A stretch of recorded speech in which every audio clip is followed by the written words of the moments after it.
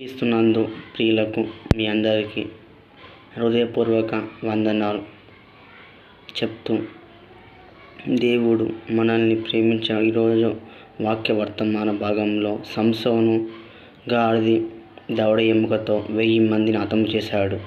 అంటే సంసోను గాడిద దవడ ఎముకతో హతం చేశాడంటే దేవుడు ఆ వ్యక్తికి ఒక న్యాయాధిపతి అన్నమాట. సంసోను ఫిలిష్తీయుల దవడ ఎముకతో 1000 మందిని హతం చేశాడు.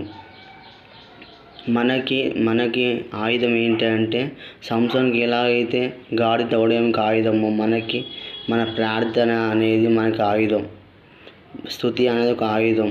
ప్రార్థన ద్వారా అనేక సమస్యలను, అనేక బాధలైనా అన్నిటిని జయించగలం.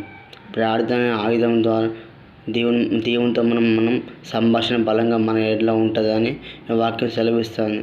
ఇంకా వాక్యం ఏముంటుందంటే ప్రభు యొక్క మహాశక్తి బట్టి మీరు బలవంతులుగా ఉండని వాక్యం సెలవిస్తుంది.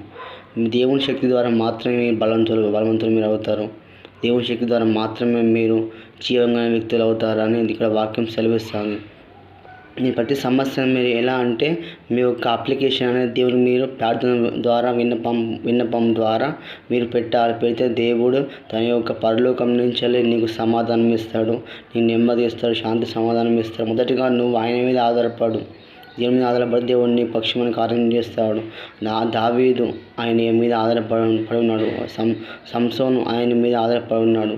యోసేపు, ఎంతోమంది భక్తులు, బైబిల్ గ్రంథాలు, ప్రవక్తలు, యాజకులు, సువార్థికులు, బోధకులు, ఆయనను ఆశ్రయించిన పిల్లలందరూ 12 మంది అపోస్తులు సైతం అందరూ ఆయన మీద ఆధారపడి ఉన్నప్పుడు దేవుడు వారికి సహాయం చేసిండు కనుక నీకు కూడా సహాయం చేస్తాడు. ఏ సమస్యతో ఉన్నావో, ఏ బాధతో ఉన్నావో, ఏ నిందల అవమానంతో ఉన్నావో భయపడకు, ధైర్యంగా ఉండు.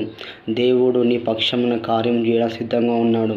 మొదటిగా నువ్వు నీ హృదయాన్ని ఆయనకి ఇవ్వు. మొదటిగా నువ్వు దేవుని రాజ్యాన్ని, నీతిని వెతుకు.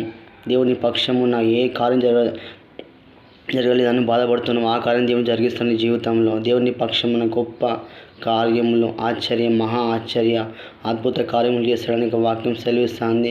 నువ్వు ఊహించిన దానికంటే అత్యధికమైన మేలులతో నిన్ను ఆయన తృప్తిపరుస్తాడని ఇక్కడ వాక్యం సెలవిస్తుంది. వాక్యంలో అదే వాక్యం ఉంది. చదవండి బైబిల్ మంచిగా. దేవుని పక్షమున కార్యం చేస్తాడు. పిల్లలు బాధపడుతున్న దేవుడు పిల్లల్ని చేస్తాడు. కుటుంబంలో ఆర్థిక సమస్యలు బాధపడుతున్న కుటుంబం ఆర్థిక సమస్యల నుంచి దేవుడు విడిపిస్తాడు. కుటుంబంలో వేదన బాధలతోనూ ఉన్నావా, దేవుని పక్షమున అవన్నీ తొలగించి నీకు శాంతి సమాధానం ఇస్తాడు. మొదటిగా నీ భారము, నీ పనుల భారము యెహోవా మీద మోపు మన వాక్యం సెలవిస్తుంది అన్నట్టు నువ్వు ప్రతి భారం, ప్రతి వేదన అన్నీ ఆయన మోపినప్పుడు, ఆయన చెప్పినప్పుడు, ఆయనతో సంభాషణ చేసినప్పుడు నీ అన్ని ఆయన సమయోచితమైన ఆ సమయంలో దేవుని పక్షమున కార్యం చేసి నిన్ను తన యొక్క పనిముట్టిగా వాడుకుంటాడని వాక్యం సెలవిస్తుంది. నీ ప్రార్థన ఆయుధం ద్వారానే పరలోక రాజ్యం తెరవబడుతుంది. పరలోకం వెళ్ళగలుగుతామని, ప్రార్థన ద్వారానే మనం పరలోకం చూస్తామని, మన యొక్క ప్రార్థన జీవితం బలంగా, దేవునితో సంబంధం బలంగా ఉన్నప్పుడే మనం అన్ని రాజ్యం వారసులం అవుతామని వాక్యం సెలవిస్తుంది. కనుక మనం దేవుళ్ళో మనం మొదటిగా మంచిగా ఉన్నప్పుడు మాత్రమే మనం దేవుళ్ళో మనం ఎప్పుడైతే ఆయన నీతిని, ఆయన న్యాయాన్ని, ఆయన ధర్మాన్ని పాటిస్తూ దేవుణ్ణి మనం హత్తుకున్నప్పుడు, దేవుని సమీపంగా ఉన్నప్పుడు మాత్రమే మనం ఆయనలో ఉంటామని, మనం బలంగా ఉంటామని, మనం నాటబడిన అనుభవం వస్తామని వాక్యం సెలవిస్తుంది. మనం దేవుని కదలక నిత్యం సియోను కొండ వలె మనం ఉండాలి. మన నాటబడిన అనుభవం మనం ఉన్నప్పుడు మన ఒక పునాది బండ మీద కట్టుకున్న ఇల్లు పోలిన వలె ఉంటుందని నేను వాక్యం సెలవిస్తుంది. మీరు మీ యొక్క స్థితి, ఆత్మీయస్థితిని బండ మీద కట్టుకున్న ఇల్లు వలె ఉండాలి కానీ ఇసుక మీద కట్టిన ఇల్లు లాగా ఉండద్దని దేవుని వాక్యం సెలవిస్తుంది. మీరు బలముగా, స్థిరముగా దేవుని యొక్క ముఖ దర్శనం చూడాలని, దేవుని యొక్క ఆత్మ యొక్క స్పర్శ మీరు జ్ఞానంలోకి రావాలని దేవుని వాక్యం సెలవిస్తుంది. దేవుడు యోవేలు ప్రవచనం తన మీ పిల్లల ఆట ప్రవచనం చెప్తారు. ఉద్రికాలుగా ఉంటారు. ఏమైనా పిల్లలు దర్శనం చూస్తారని అంత్యకాలంలో ఆ ప్రవచనమే సారాంశమైన సందేశం మీ జీవితంలో నెరవేర్చబడుతుందని వాక్యం సెలవిస్తుంది. యోవేలు 2:29 వచనం ద్వారా దేవుని వాక్యం సెలవిస్తుంది. పిల్లలు ప్రవచిస్తారు, వృద్ధులు కళలు కంటారు, యవన పిల్లలు దర్శనం చూస్తారని ఇక్కడ వాక్యం సెలవిస్తుంది. ఆ వాక్యం ప్రకారం మీరు కూడా మీ ఈ అంత్యకాలంలో మీ పిల్లల ప్రవచనాలు చెప్తారు, వృద్ధులు కళలు కంటారు, యవన పిల్లలు దర్శనం చూస్తారు.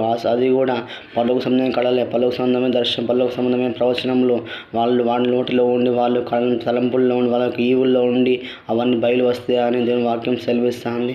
ఆ యోవేలు భక్తుడు, ప్రవక్త అయిన యోవేలు దేవుని యొక్క దర్శనాన్ని అతను చూసి అతని యొక్క ముఖ దర్శనాన్ని తన యొక్క వ్యక్తిత్వాన్ని బయలుపరిచింది. కనుక మనము కూడా దేవుళ్ళో మనం మంచిగా ఉండాలని నేను వాక్యం సెలవిస్తుంది. మన ఆత్మస్థితి అనేది ప్రార్థన ద్వారా మనం కట్టుకోవాలి. మన యొక్క పునాది ప్రార్థన ద్వారానే. ప్రార్థన, స్తుతి, ఆరాధన, ఇంకా ఇతర పాటలు అన్నిటి ద్వారా నీ యొక్క ఆత్మస్థితి అనేది కట్టుకోవాలి. ఆత్మస్థితి కట్టుకోవడం ద్వారా దేవుడు మనలో ఉండి ఆయన మయపరచబడతాడు. కనుక మనము ఎప్పుడు ఆయనకి సమీపంగా ఉండాలి, ఆయన వెంబడించాలి. పత్తిమే గుడ్డివాడు ఎలాగైతే యేసు ప్రభువును వెంబడించిండో మీరు కూడా ఆయన వెంబడించండి. వెంబడించినప్పుడు మీ పక్షమున ఆయన గొప్ప ఆశ్చర్య కార్యములు చేస్తాడు. నీకు ఉద్యోగం లేక బాధపడుతున్నావా? నీకు చేతి పనులు నీకే పని లేక బాధపడుతున్నావా? దేవుణ్ణి ఆశ్రయించు. ఆయనకి మంచి ఉద్యోగం ఇస్తాడు, మంచి పని ఇస్తాడు, నీ వ్యాపారంలో అభివృద్ధిని ఇస్తాడు, నీ కుటుంబంలో క్షేమం ఇస్తాడు. నీవు బాధపడుతున్న బాధని ఆయన చేయి భుజం తట్టి నీకు ధైర్యం ఇస్తాడు. నువ్వు పనుకునేప్పుడు మంచి కళతో నీతో మాట్లాడతాడు, దర్శనం ద్వారా నీతో మాట్లాడతాడు, నీ సేవకుల ద్వారా మాట్లాడతాడు, ప్రవక్తల ద్వారా మాట్లాడతాడు, బోధకులతో మాట్లాడతాడు. అనే విషయం మర్చిపోకు. దేవుడు ఎవరిలో ఉండి మాట్లాడేది తెలియదు. నీ కుమారుని ద్వారా మాట్లాడచ్చు, నీ కుమార్తె ద్వారా మాట్లాడచ్చు. ఎవరిలో ఉన్న ఆయన మాట్లాడగల సమర్థుడని అనే విషయాన్ని మర్చిపోవద్దు. ఎప్పుడైనా ధైర్యం విడవకు. బైబిల్ గ్రంథాలు 365 రోజులు 365 సార్లు ధైర్యంగా ఉండని వాక్యం సెలవిస్తాం. కనుక మీరు ఆ విషయాన్ని మర్చిపోవద్దు. నీ ధైర్యాన్ని మాత్రం విడవద్దు. నువ్వు ప్రార్థన అందు పట్టుదల కలిగి నువ్వు విసుగాక ఆలేక ప్రార్థన చేసినప్పుడు దేవుని పక్షమున మహా ఆశ్చర్య అద్భుత కార్యములు చేస్తాడని ఇక్కడ వాక్యం సెలవిస్తాం. కనుక మీరు దేవుళ్ళ మీరు ఆనందించండి, దేవుళ్ళ మీరు ముందు నడవండి అని ఇక్కడ వాక్యం సెలవిస్తుంది. మీరు మంచిగా దేవుళ్ళ ఉన్నప్పుడు దేవుని మీ పక్షంలో ఎన్నో కార్యములు, ఎన్నో ఈవులు, ఎన్నో అద్భుతమైన మహత్ కార్యములు ఆయన మీ పక్షం చేసి నా కుమారుడా, నా కుమార్తె మీ పక్షం నేను ఉన్నానని ఆయన మీ పక్షమున రుజువుపరచుకునే దేవుడు. కనుక మొదటిగా మీరు ఆయన రాజ్యాన్ని, ఆయన నీతిని వెతికినప్పుడు మీ పక్షమున ఎన్నో కార్యములు చేస్తాడని ఇక్కడ వాక్యం సెలవిస్తుంది. కనుక ఈ చిన్న వాక్యం మీరు ఫలింపచేయను గాక. ఆమేన్. God bless you.